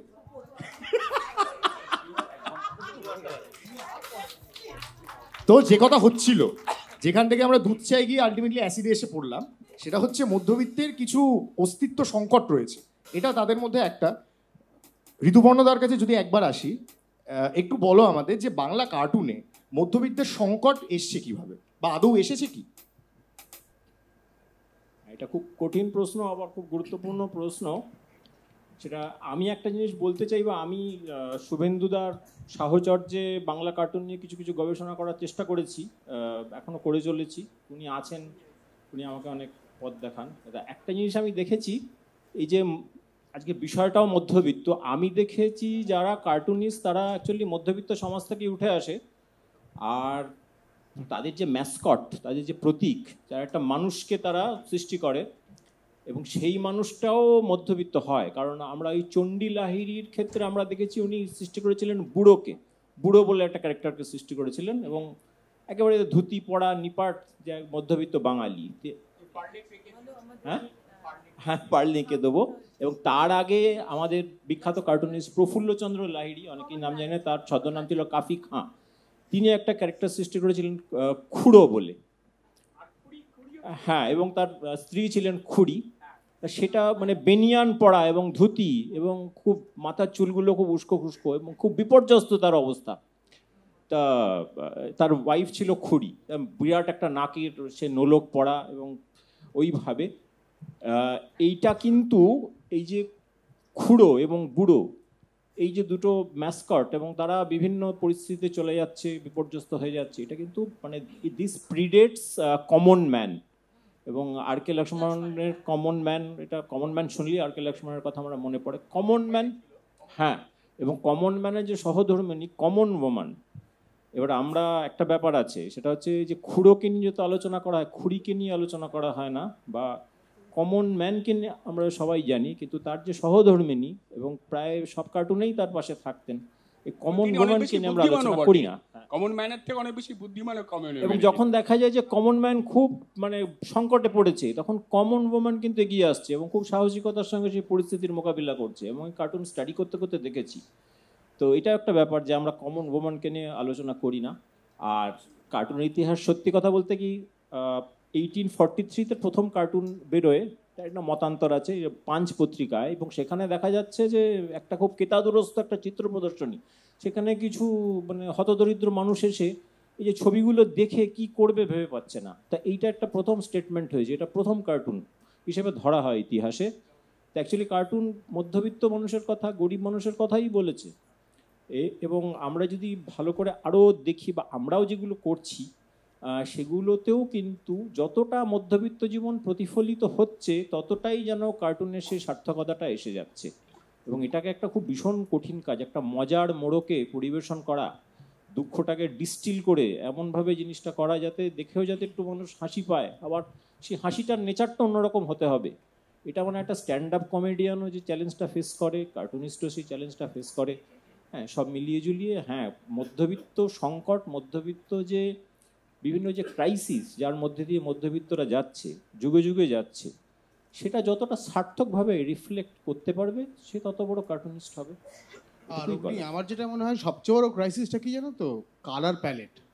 মানে রাজনৈতিক নেতারা এত রং নিয়ে ফেলেছেন, এখন আমাদের সাদা কালো কার্টুন ছাড়া সম্ভব নয় আঁকা।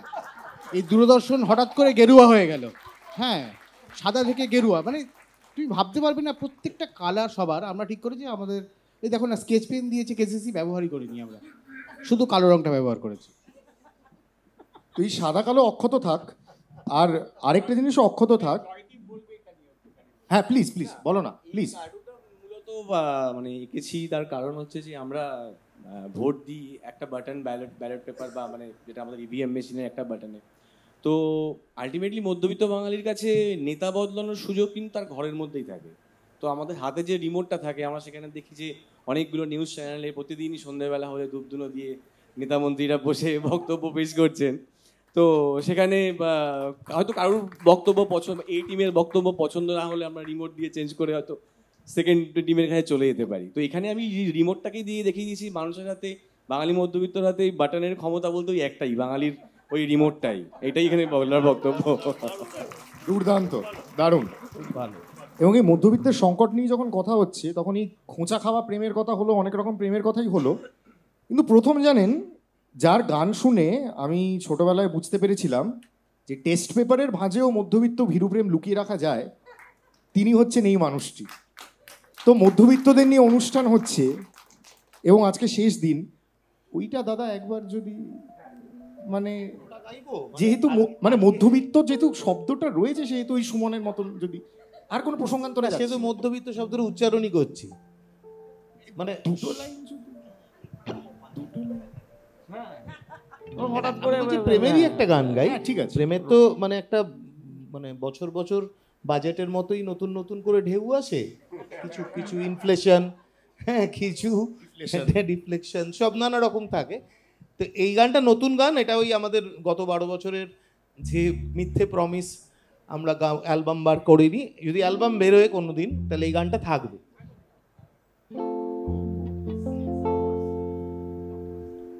অনেকক্ষণ ধরে আমরা এই অনুষ্ঠানটা চালাচ্ছি, যখন গান হচ্ছে কেউ কেউ আমি দেখছি গলা মেলাচ্ছে, কিন্তু সবাই মেলাচ্ছে না। কিন্তু এই গানটাতে আবার মনে হচ্ছে আপনারা যদি পার্টিসিপেট না করেন তাহলে বুঝবো যে আমাদের আগামী দিনের অ্যালবামগুলো তেমন হিট হবে না। তাহলে সেইটাই ভরসা দেওয়ার জন্যে একটু গলা চাই, ঠিক আছে?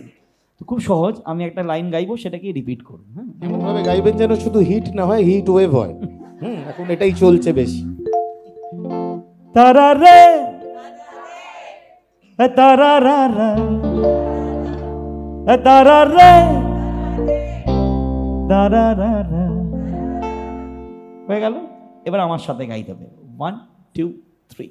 তারা রে তারা রা রা, তারা রে তারা রা রা, তারা রে তারা রা রা, তারা রে তারা রা রা, আরেকবার সবাই, তারা রে তারা রা রা, তারা রে তারা রা রা।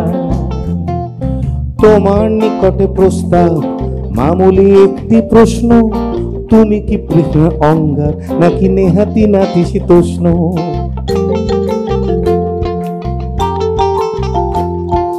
তোমার নিকটে প্রস্তাব, মামুলি একটি প্রশ্ন, তুমি কি প্রণয় অঙ্গার নাকি নেহাতি নাতিশীতোষ্ণ?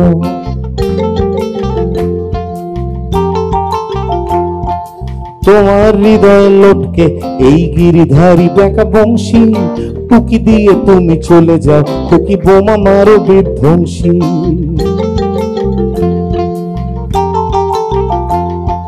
তোমাকে দেখলে সাইরেন বাবা যুদ্ধ করেছি ঘোষণা, তোমাকে দেখলে সাইরেন বাবা যুদ্ধ করেছি ঘোষণা। কখনো কি বলেছি? কি বললে? আরে কখনো কি বলেছি? বলতে কি চাইছো? তুমি অমুকের পাশে বসো না, তুমি অমুকের পাশে বসো না।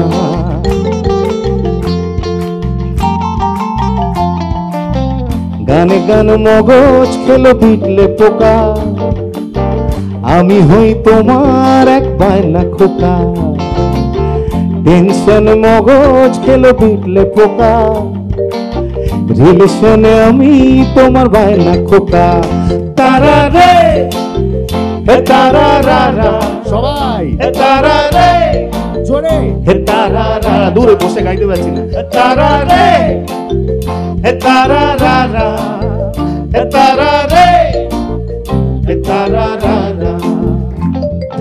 তোমার কাছেই সাবমিট ছোট্ট একটি কোশ্চেন, কথা বলা পাখি অমৃতলাল ইদানিং কোথা বসছেন?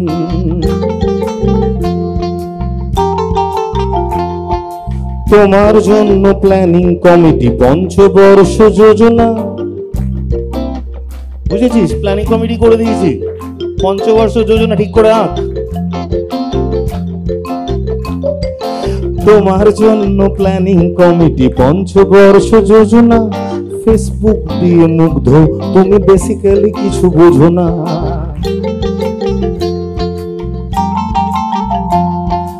তোমার স্মরণী দুর্গম গিরি ব্যারিকেড বাঁধা বিঘ্ন, তোমার স্মরণী দুর্গম গিরি ব্যারিকেড বাঁধা বিঘ্ন। আমি ধরে থাকি প্যাংলা পালক, আর তুমি ছুঁড়ে দাও ইগনোর, ছুঁড়ে দাও ইগনোর।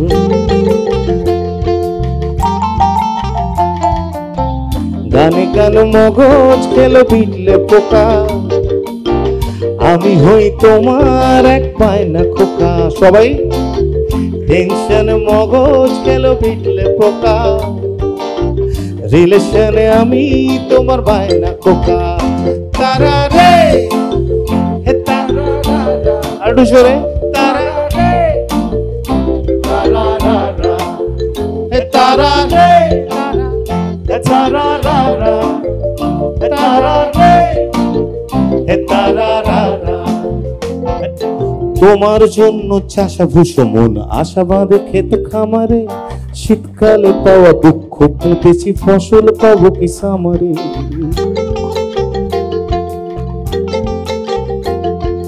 তোমার হটকা বডিগার্ড হাসে নাচায় মাংস পেশিও, আমার আবার হেরে টেরে যাওয়ার নিদারুণ ভালো রেশিও।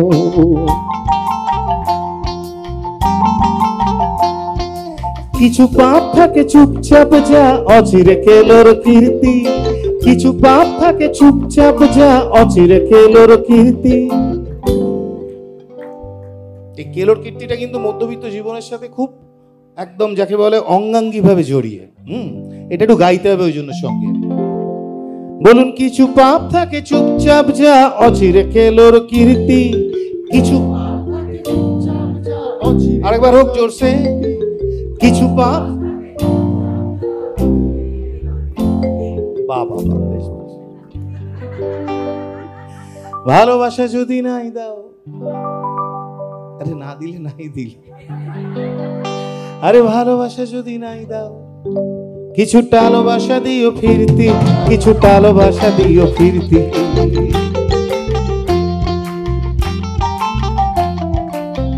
গানে গানে মগজ খেলো বিটলে পোকা, আমি হই তোমার এক পায়না খোকা, টেনশন মগজ খেলো মিটলে পোকা, রিলেশনে আমি তোমার পায়না খোকা।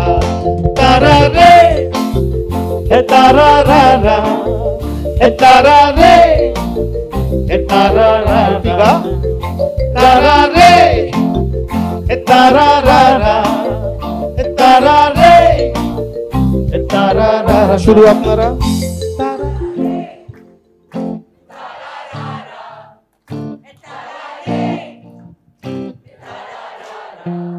Thank you. এই ছবিতে এইটা আমি, এটা বিদীপ্তা, আর এই কাঁটাটা হচ্ছে অনিন্দর গান, যেটা দিয়ে প্রত্যেকবার আমার বেলুনটাও ফাটিয়ে দিচ্ছে। ঠিক আছে, এইসব মিথ্যে কার্টুনরা না, মানে কার্টুনিস্টরা বলবো না, এতজন রয়েছে, কিন্তু উপল খুবই মিথ্যুক। সেটা বিদীপ্তা বলতে পারবে। দেখেছেন, সেই কিন্তু বান্ধবীর প্রসঙ্গটা এসেই পড়লো। আমি শুরুতে তুলেছিলাম, তখন আমায় থামিয়ে দেওয়া হয়েছিল। কিন্তু আমি সঞ্চারী থেকে জিজ্ঞেস করতে চাই আমাদের হাতে কতক্ষণ সময় আছে। আচ্ছা, না না, আমি ইচ্ছে করি ওখান থেকে এই প্রসঙ্গটাই গেলাম। সঞ্চারী রাখা কার্টুন কিংবা সঞ্চারীর গাওয়া গান দিয়ে শেষ হোক। তবে এই অনুষ্ঠানটা কিন্তু খুব অদ্ভুত অনুষ্ঠান হয়েছে, খুব ইউনিক অনুষ্ঠান। আমি জানি না এর আগে কখনো এরকম ধরনের অনুষ্ঠান আপনারা দেখেছেন কিনা। আমার এবং আমি শুরুতে সুদীপা যখন দেখেনি, তার মানে কোনোদিন কেউ দেখেনি।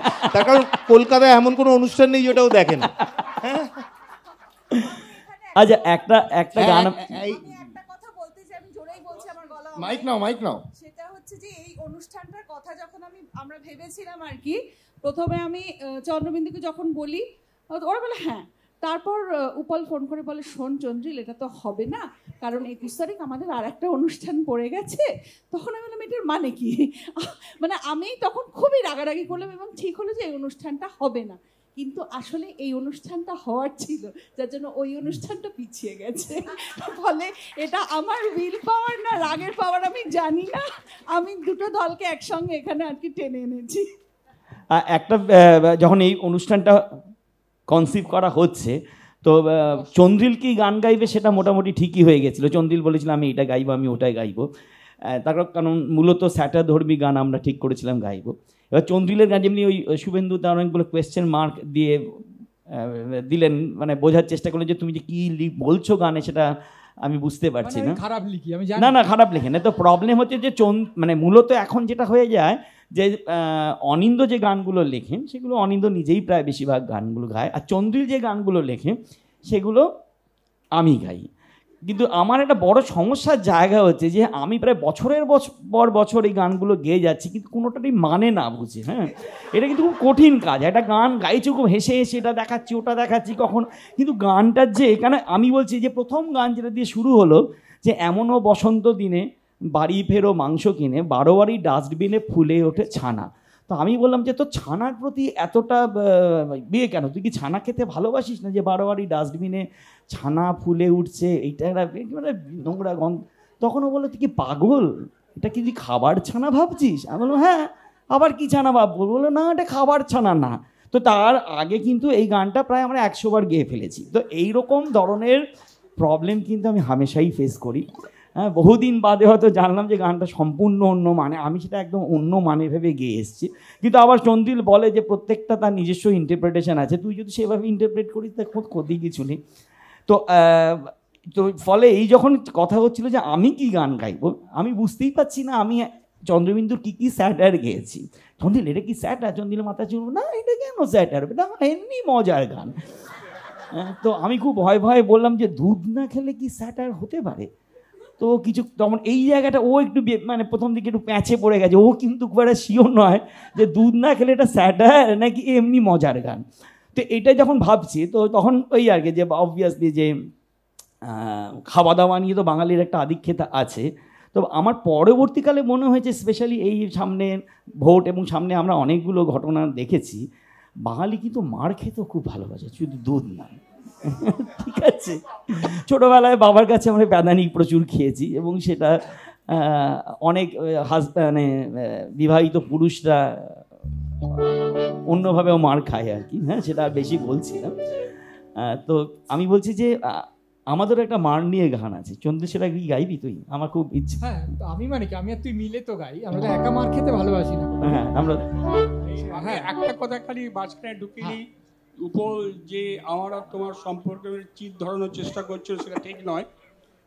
কেননা তুমি তোমার গানে আমি এমন কিছু এঁকেছি যেটা, আরে না না না না না বলছি কেন চির ধরবে না, এটা একটা গল্প, এটা একটা কার্টুন গল্প আছে। আমার একটা বই উদ্বোধন করতে ওকে ডেকেছিল প্রকাশকরা আর কি, বা যারা বেরিয়েছিল।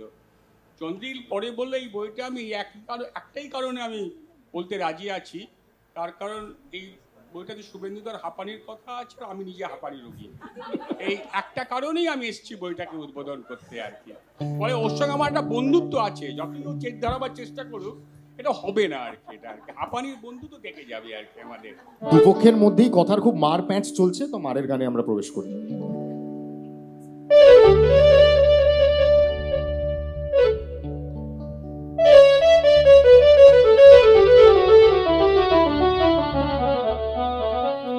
এই গানটা কিন্তু লক্ষ্য করার বিষয়। হ্যাঁ, যেমন এই মার্চেন্ট অফ ভেনিসের গোড়ায় আছে মার,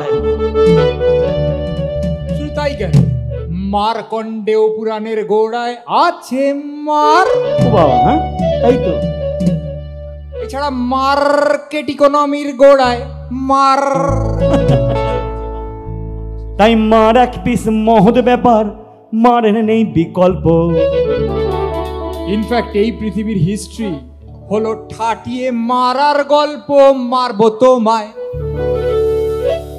আরে মারবো তোমায়, ধরবো তোমায়, গিট্টু বাঁধবো কোষে। আর টিভিতে যখন বাইট দিতে যাব, কি বলবি?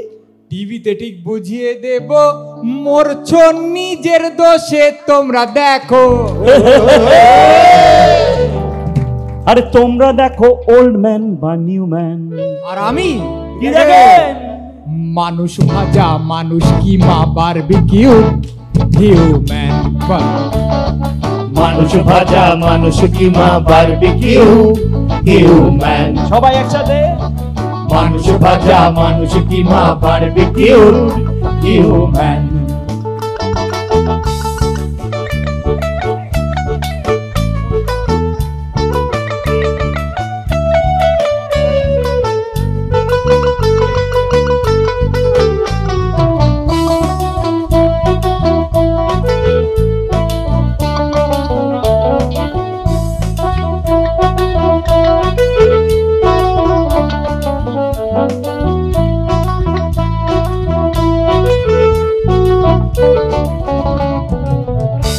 বুদ্ধ, গান্ধী, কৃষ্ণা বলছে গায়ে বুলেট দিস না, কোরাস বলে প্যাক প্যাক প্যাক।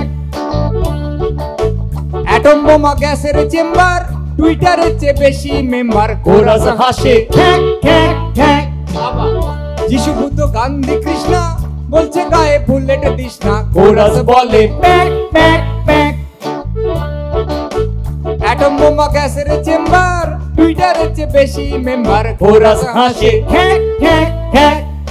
ডান্ডা খেলে ফান্ডা ক্লিয়ার, মন্ডা খেলে পিকিউলিয়ার।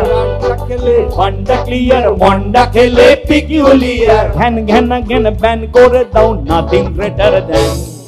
মানুষ ভাজা, মানুষ কিমা, বারবিকিউড, হিউম্যান। মানুষ ভাজা, মানুষ কিমা, বারবিকিউড, হিউম্যান। মানুষ ভাজা, মানুষ কিমা, বারবিকিউড, হিউম্যান। একটা কথা ভেবে দেখ, হাতটা এটা একটু পরে আরো আছে। তাই কি আছে? একটা কথা ভেবে দেখ, আরো কিছু মার দিয়ে আছে। এই ধর মার্সি, মার্সি, হ্যাঁ মানে ক্ষমার যে আশ্চর্য আলংকারিক ইংরাজি, সেই মার্সির গোড়ায় কি আছে? কি আছে?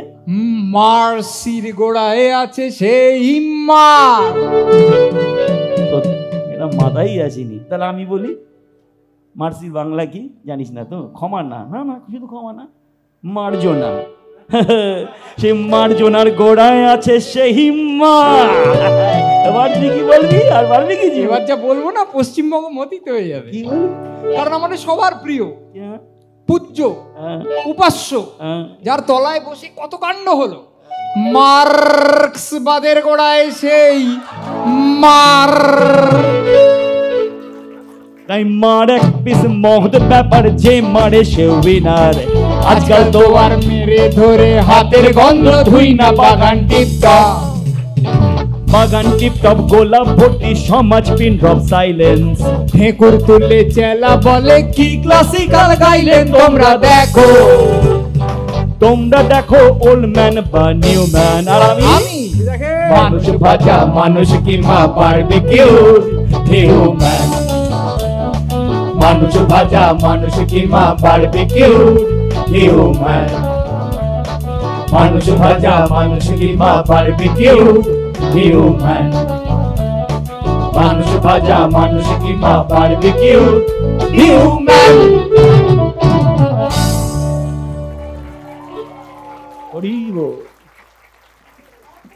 আরো চলুক নাকি আরো 1-1.5 ঘন্টা চলুক? আপনারা থাকবেন তো?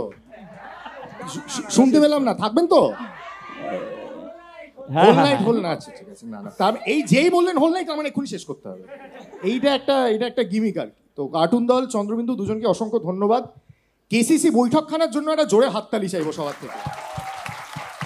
এবং কেসিসিকে অজস্র ধন্যবাদ, সঞ্চারী মুখোপাধ্যায়, চন্দ্রিল ভট্টাচার্যকে অসংখ্য ধন্যবাদ আমাকে এই সুযোগটা করে দেওয়ার জন্য। যে আমি সত্যি জানি না যোগ্য কিনা, কিন্তু কার্টুন দল চন্দ্রবিন্দুর সঙ্গে একই মঞ্চে যে আমি বসলাম, সেটাই একটা বিরাট ব্যাপার।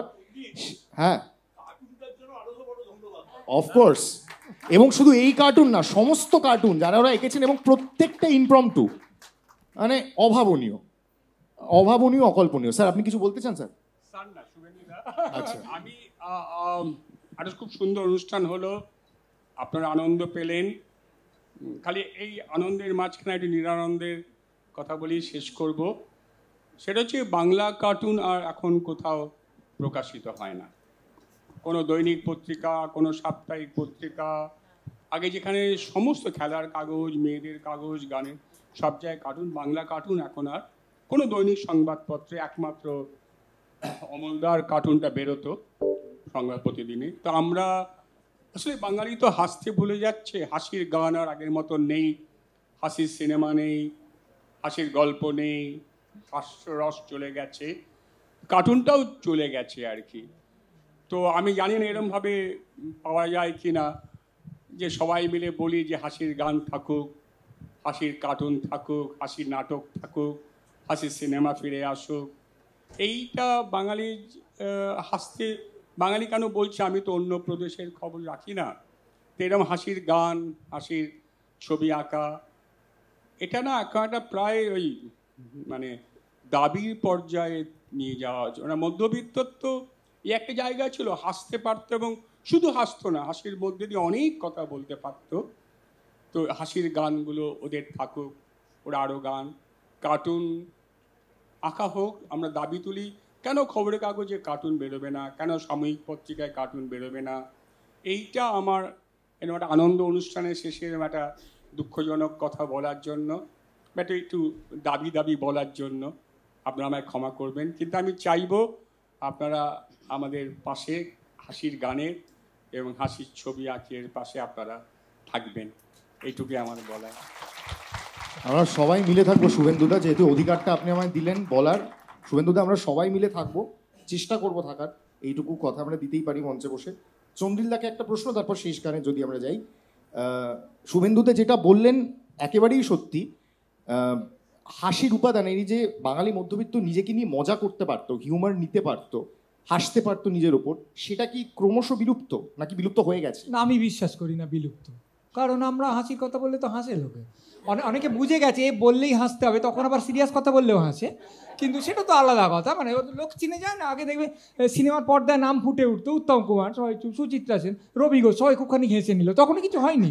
কেউ জানে না যে রবি ঘোষ কী পার্টে অভিনয় করবে, না তো সিরিয়াস কিছু করবে, নাম দেখেই হাসতে শুরু করলো। ফলে ওই অভ্যেসটা বাঙালির আছে, কিন্তু আমার মনে হয় না যে হাসতে ভুলে যাচ্ছে। কারণ আমি কিন্তু এই কথাটা বলবো যে শুভেন্দ্র যা বলছেন তা একদম ঠিক, যে কার্টুন হয়তো প্রকাশিত হয় না, কিন্তু সোশ্যাল মিডিয়া এসে যাওয়ার পর প্রত্যেকটা লোক তো ইয়ার্কি মারতে চায় সব জিনিস নিয়ে, এবং তার মধ্যে অনেকেই বিফল হলেও অনেকে সফলও হয়। আমি তো মনে করি অসামান্য মিম আমাদের চতুর্দিকে যা ঘটে চলেছে তাই নিয়ে, রাজনীতিবিদদের নিয়ে, সমাজে যা ঘটছে তাই নিয়ে, অসামান্য কিছু মিম, মানে অন্তত প্রত্যেকটা ঘটনায় 3-4টে মিম দেখে, বা যে চুটকিগুলো তখন তৈরি হচ্ছে সেই রসিকতাগুলো দেখে আমি তো অন্তত মনে করি, বাপরে আমি যদি এরকম লিখতে পারতাম বা এরকম একটা আইডিয়া আমার মাথায় আসতো, আমি তো স্তম্ভিত হতাম।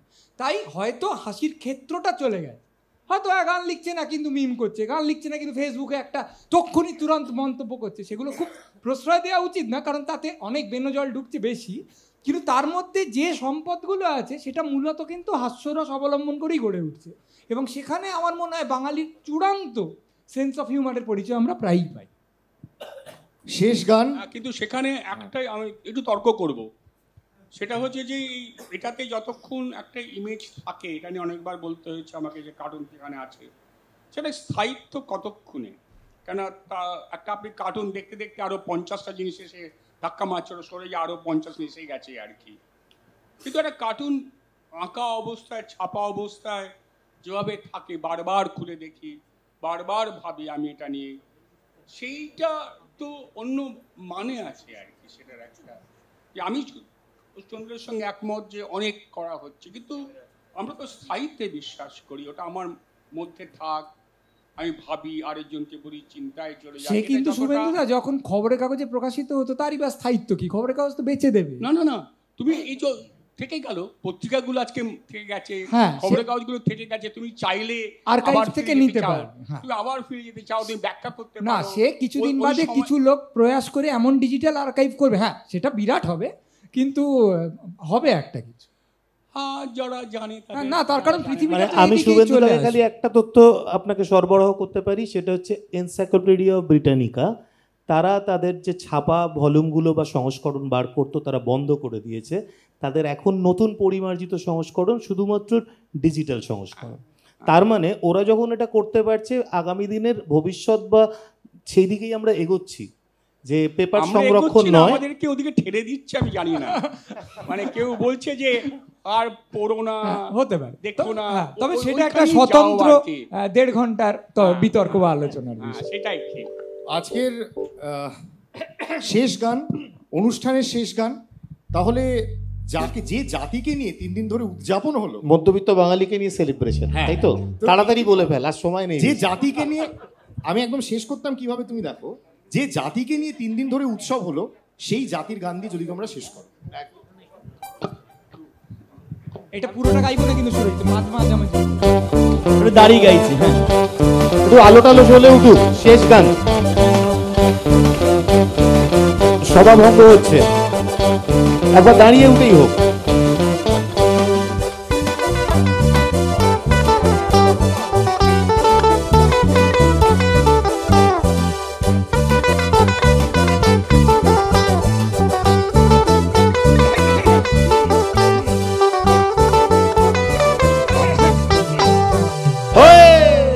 কিছু কিছু বস্তু আছে, কিছু কিছু বস্তু আছে শুরুতেই শেষ, শুরুতেই শেষ। এই যেমন ধরো ট্র্যাভিস হেড ব্যাটিং শুরু করলে, বা শুধু ট্র্যাভিস হেড কেন, এসআরএইচ ব্যাটিং শুরু করলে 3বার 250 প্লাস করে হয়ে গেল, বোলাররা বোনলেস।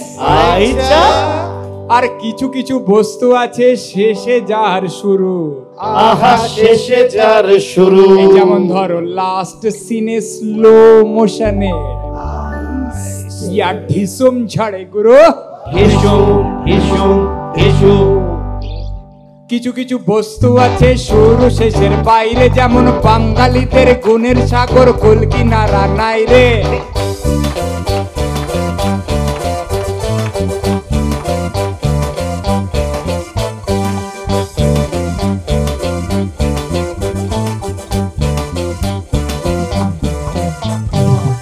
কিছু কিছু বস্তু আছে শুরু শেষের বাইরে, যেমন বাঙালিদের গুণের সাগর কুল কিনারা নাই রে। এক কথাই বঙের মাথায় রাজার মুকুট বসতো এখন, হাতে থাকে নোংরা ফাইল, পাতে আলু বসতো। বলো আমরা বাঙালি জাতি, আমরা বাঙালি জাতি, পাড়ায় খেলি পিট্টু, আর রনে বনে ইউনিয়নে পাজামাতে গিট্টু। আমরা বাঙালি জাতি, পাড়ায় খেলি পিট্টু, রনে বনে ইউনিয়নে পাজামাতে গিট্টু। ওই আমরা চক্ষু বুঝে বইতে খুঁজে সত্যনারায়ণ সিন্নি আর মোবাইলে ঝিঙ্কু ছবি আড়াল হলেই গিন্নি। জয় জয় জয় বঙ্গা নেকাই ঢঙা হাতে হ্যারিকে, জয় জয় জয় বঙ্গা নেকাই ঢঙা হাতে হ্যারিকে। না না বাঙালি নামে হবে না কোনো আবেল তবেল, কারণ আমার প্যান্ডুল হলদে হলেও ও বাবা আমার প্যান্ডুল হলদে তো কি রবীন্দ্রনাথ নোবেল। বাঙালি নামে হবে না কোনো আবেল তবেল, আমার প্যান্ডুল হলদে হলেও রবীন্দ্রনাথ নোবেল। ওই সাপের আমরা 5 পা দেখি, কি দেখি কি দেখি সাপের আমরা 5 পা দেখি, খোপের দেখি 6 পা, আর অপকাণ্ডে টাকা ঝেড়ে বাড়ির নাম দি অপা। জয় জয় জয় বঙ্গা নেকাই ঢঙা হাতে হ্যারিকে, জয় জয় জয় বঙ্গা নেকাই ঢঙা হাতে হ্যারিকে, জয় জয় জয় বঙ্গা নেকাই ঢঙা হাতে হ্যারিকে, জয় জয় জয় বঙ্গা নেকাই ঢঙা হাতে হ্যারিকে।